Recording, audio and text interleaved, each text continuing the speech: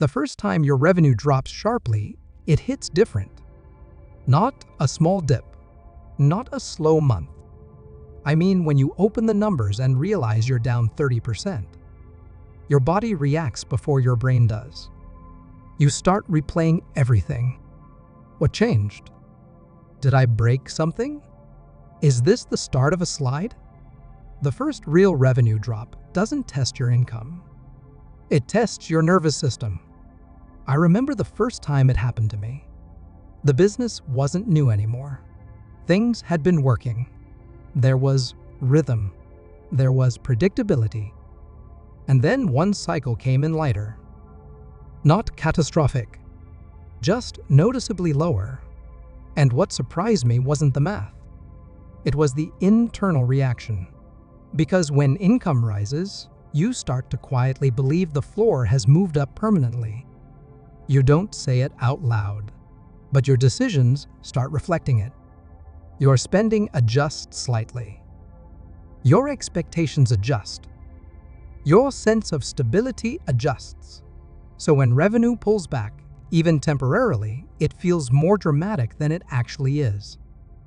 The number matters, but the interpretation matters more. A 30% drop is only dangerous if your system can't absorb it. That's the real diagnostic. Early in the journey, most income systems are still sensitive to variance. A client pauses. A channel cools off. A launch underperforms. And the swing shows up immediately in the numbers. That doesn't automatically mean the business is broken. Sometimes it just means the system is still concentrated. I've seen people overreact to normal volatility and underreact to real structural problems. The difference usually comes down to one question: was this a shock or a signal? A shock is temporary. A signal is structural. The way you tell the difference is by looking at the source of the drop. If the decline came from one client leaving, that's concentration exposure. If it came from one acquisition channel cooling off, that's pipeline concentration. If it came from broad demand softening across everything, that's a different conversation. But most early revenue drops are not business death. They're structure feedback. The first time my numbers dipped meaningfully, I had to resist the urge to start changing everything at once. That's the natural reaction. Cut this, change that, launch something new, push harder. Sometimes activity is the wrong first move. When revenue drops, clarity beats speed. Before you react, you have to diagnose. Where exactly did the drop originate? Was it fewer leads, lower conversion, client churn, pricing pressure, delivery capacity, seasonality? Most people skip this step because the emotional discomfort is loud. But without diagnosis, you're just adding motion, not solving the constraint. There's also a maturity shift that happens the first time you experience a real dip. You stop assuming income moves in a straight line. Up until then, growth feels like a staircase. Each month, slightly higher. Each quarter, slightly stronger. But real businesses don't move in straight lines. They move in waves. Plateaus, spikes, pullbacks. Understanding that changes how you interpret volatility.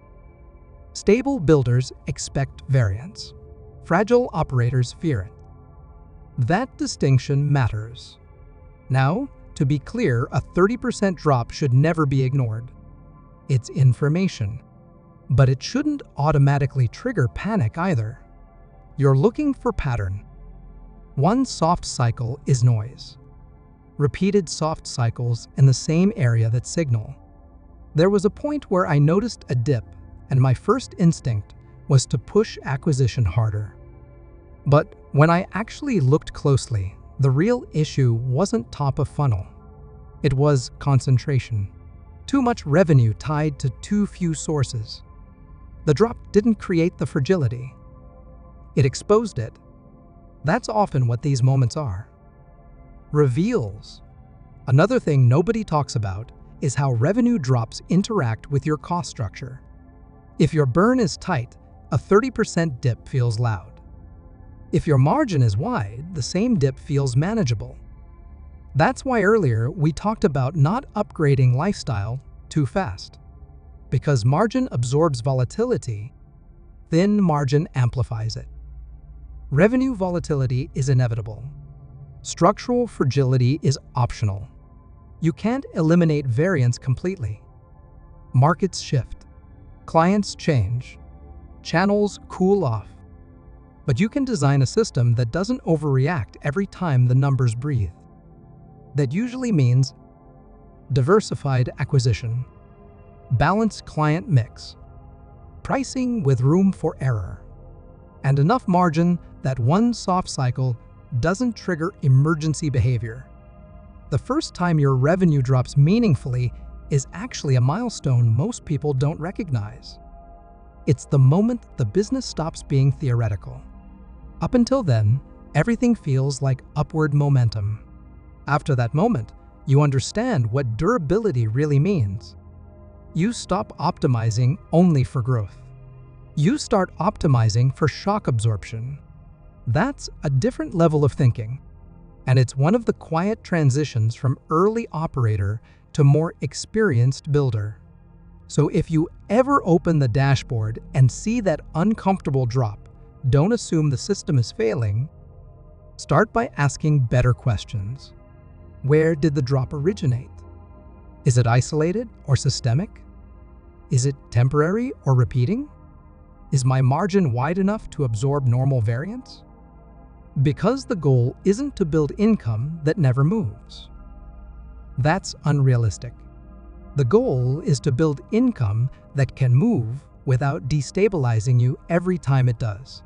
The first real revenue drop isn't the moment your business is tested. It's the moment your structure is revealed. And once you see clearly where the sensitivity lives, you can start reinforcing the system the right way. Not reactively, but structurally.